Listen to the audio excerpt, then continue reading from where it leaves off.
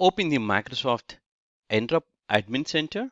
So in this case, enter.microsoft.com, and then navigate to Identity, and you have something called under Roles and Admins, Admin Units. If you want, you could favorite this one so that it will be inside your favorites. And to create your administrative unit, you can simply click on Create button. And let's say I want this administrative unit similar to my OU structure, like London. And I have an option here to give a meaningful description. Let me give here.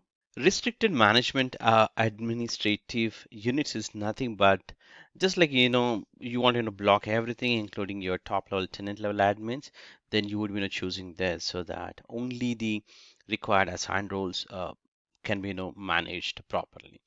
Uh, which we don't want to do it now, but we wanted to assign the role.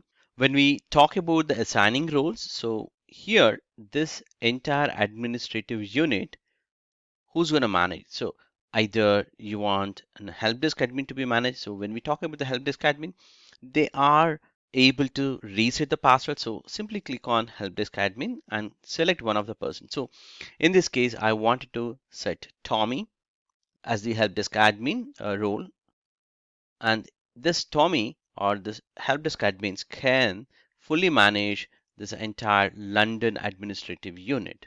So we would be demoing that in a minute. Similarly, you could add additional roles. These are the roles that are available built in within Microsoft Entra Identity. And later point, you could review and create, simply create. So this is going to create for you a London based administrative unit. So it's now time to move the objects inside the London. There are two ways. One is you could go to any of the object. For example, you have in a devices example, and you want to move that one of the device, example this iPhone. What you do is you simply click on that specific device and move it to administrative unit by assigning here the specific listed admin group or administrative unit.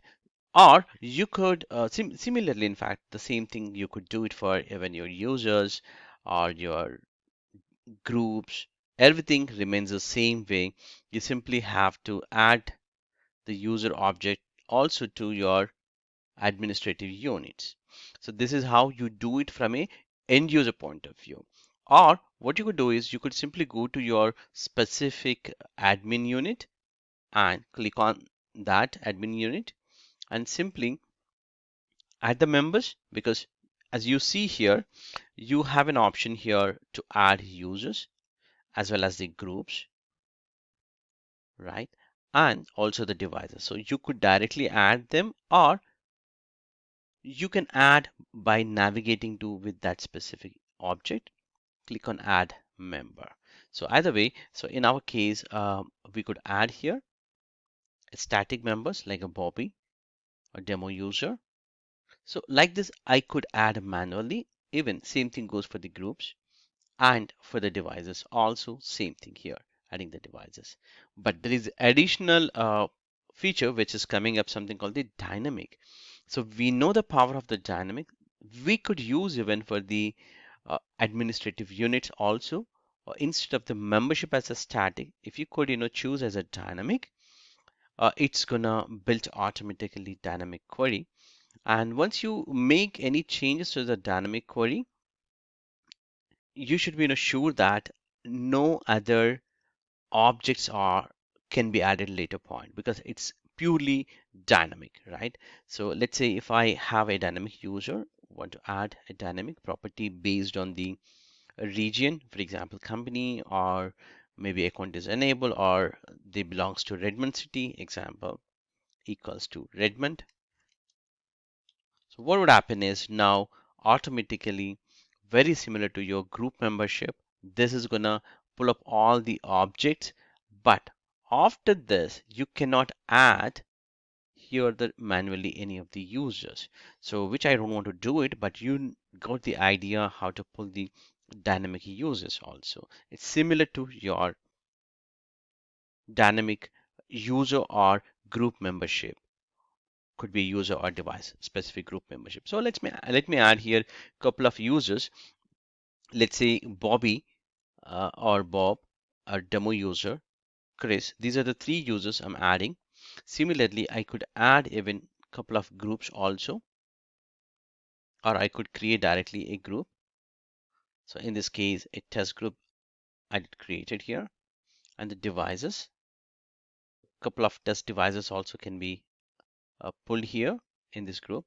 Now you have all these flexibility to pull up, but if you configure already dynamic, you cannot pull manually again.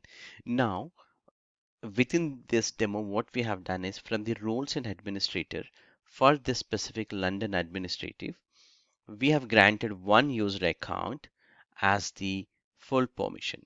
So this user, Tommy, can make any changes inside the objects that are exist within London.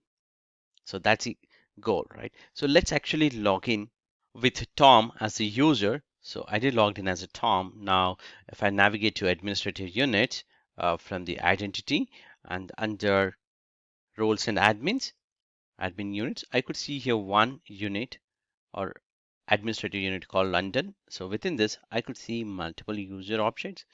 Let's say I want to, reset a password as the admin. I have an option to reset here, right? I should be able to do it for demo user because this user is part of London administrative unit. So I have an option to reset here simply.